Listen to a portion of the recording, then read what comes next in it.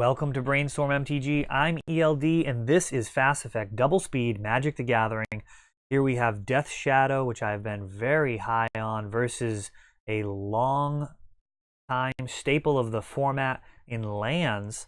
Bailey leading out here with Mox Diamond and Gamble for Life from the Loam.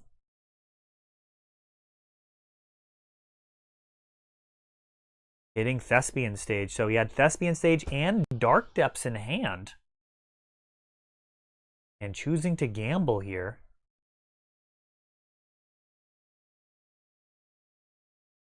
Life from the Loam going to get those two lands back.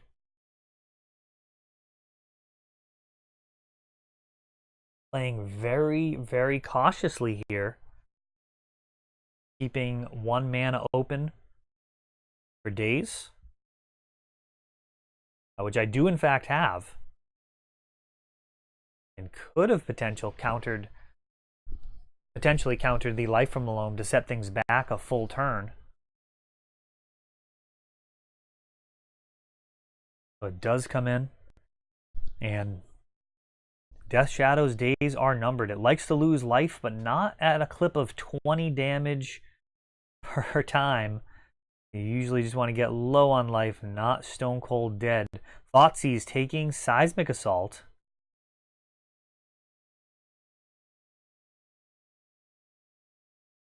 Which would have been an excellent alternative path to victory here for lands as well. Possible Bailey is anticipating Wasteland being an issue. The deck, of course, does play Wasteland and a ton of cantrips. Not that hard to find a singleton copy. Life from the Loam. Little error there from Bailey. Should have Ghost Quartered prior to that Life from the Loam, and that would have gotten the Ghost Quarter back in hand as well. He is down a card here. Ponder showing Force of Will.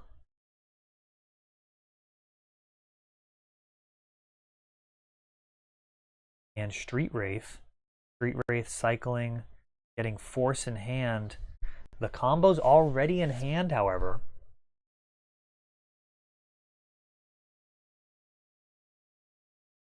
So we've got 2 turns on board, essentially. Gonna need a little bit of help to make that happen.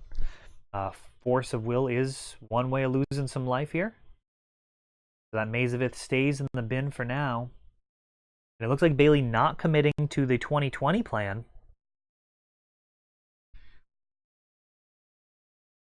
Brainstorm really would like a Stubborn Denial in hand. That would be the best case scenario.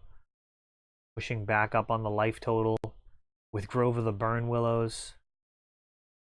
And another Death Shadow. Now Maze of Ith may not be enough. A fetch land will seriously hinder all of these defensive efforts. Only 9 damage needs to be done. That means a single Death Shadow, or whatever gets through, just has to total up to 9. Assuming that he mazes the Gurmag, we just need to get those Death Shadow to a 5/5.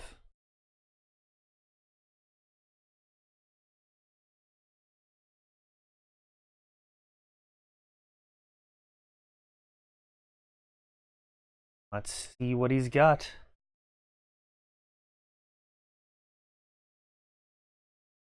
Sending, gaining, maze there, and not going to happen. All right. Not happening here.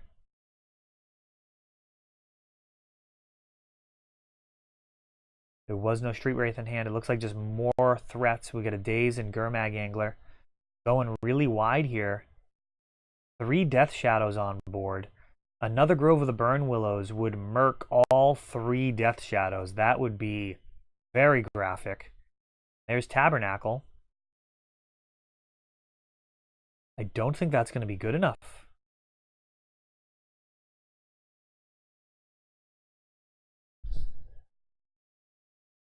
Able to keep Gurmag Angler around. Letting the other Death Shadows go.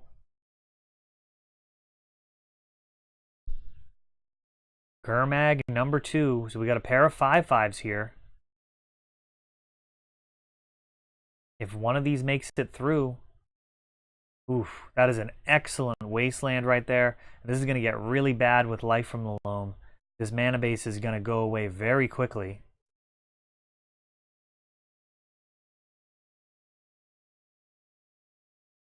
Really just need a wasteland to get rid of this Maze of It. Anything else is probably just going to be lethal.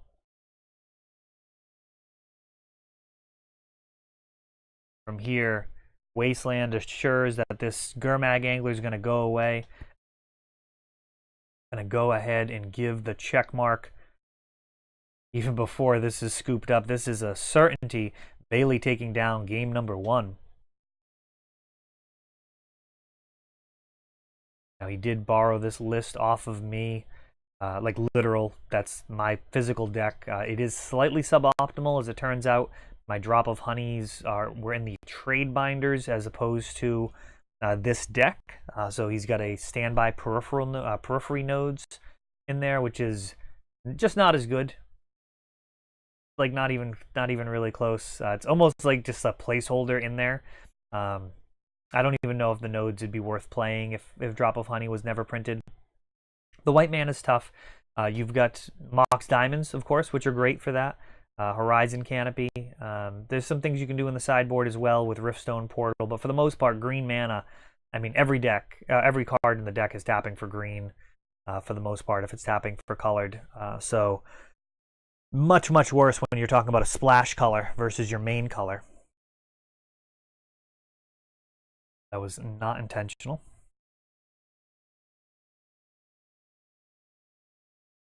Here we go to game 2. Death Shadow going to want to be aggressive here.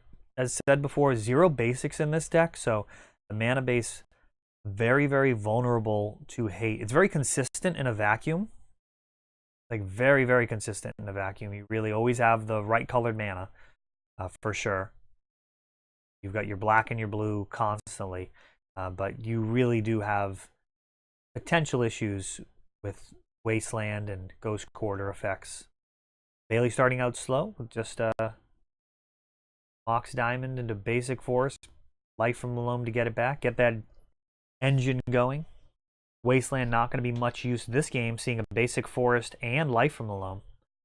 You're going to want to get rid of that as soon as possible. And Fetchland does exactly that, so Brainstorm leaving behind. And Gamble, crop rotation. Ooh. Life from the Loam dredges back. And we can see here, it would have been an absolute blowout if Bailey had fetched a non-basic. Wasteland could have completely shut off the whole plan. But from here, he should be fine.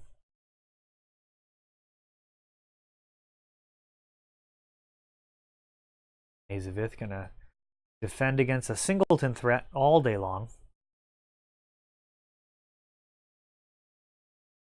Particularly good given how this threat chips away. You know, an effect like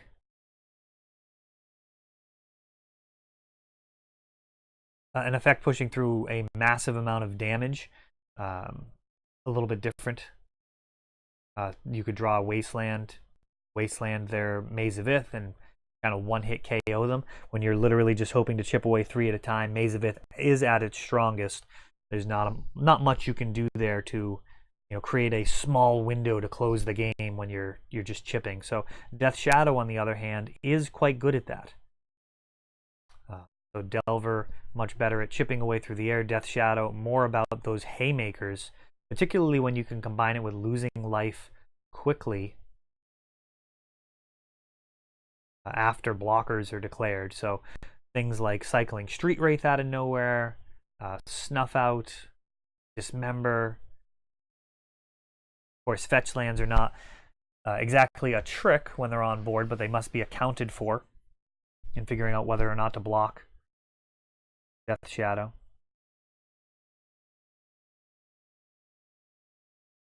And there's Tabernacle. Cards pulling some weight here, paying the 3.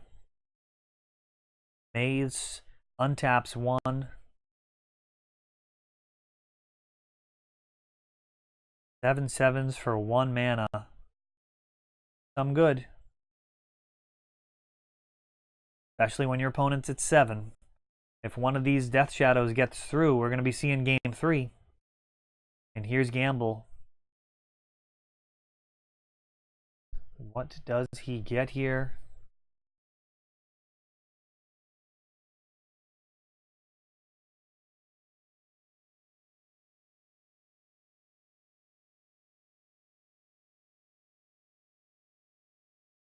Gamble loses a gamble.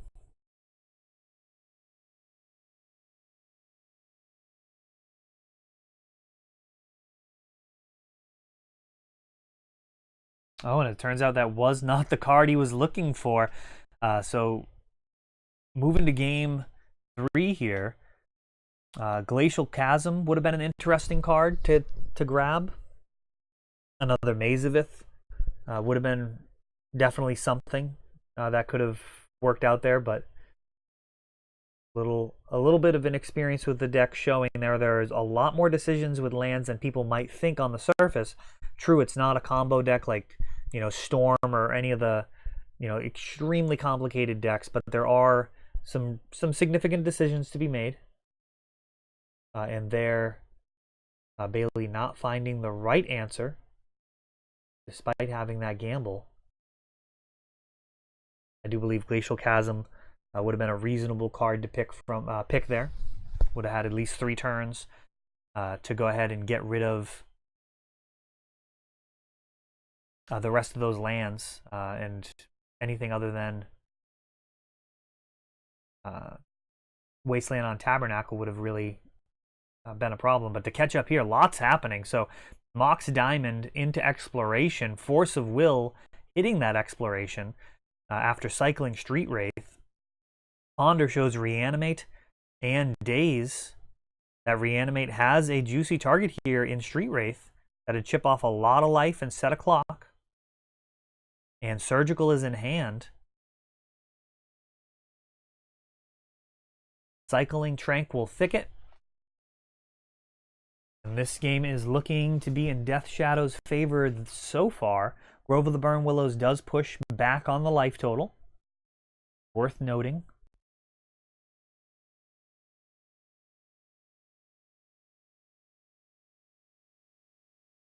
Surgical Extraction is in hand, which can also be used to push the life totals. Really just able to use it as a resource all over the place here. Bailey drawing for turn. Would have been ideal to gain some life during the end step.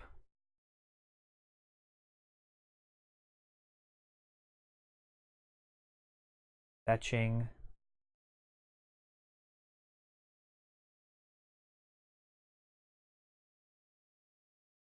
Has Dark Depths on board. Sending with Death Shadow and Street Wraith, Gurmag and Death Shadow, everything committed. And there's the crop rotation. If that last card is the Daze that we saw, oh, but it's not, it's the Surgical. So the major decision there was keep Daze or Surgical. And Surgical does not get it done, showing how much of a tempo deck this is. So definitely a huge error there on my part with Death Shadow. Really underestimating the tempo element there. Daze would have slowed things down just enough, even though it wouldn't have been able to counter that crop rotation. It would have made it so he wouldn't have been able to activate the Thespian Sage on his turn. That's the difference between winning and losing in Legacy. That's all for this one. If you enjoyed the video, please help grow the channel by subscribing. You'll be notified when we upload new videos like Fast Effect, Double Speed Magic with commentary, or Untapped, our raw tournament gameplay. Thanks for watching.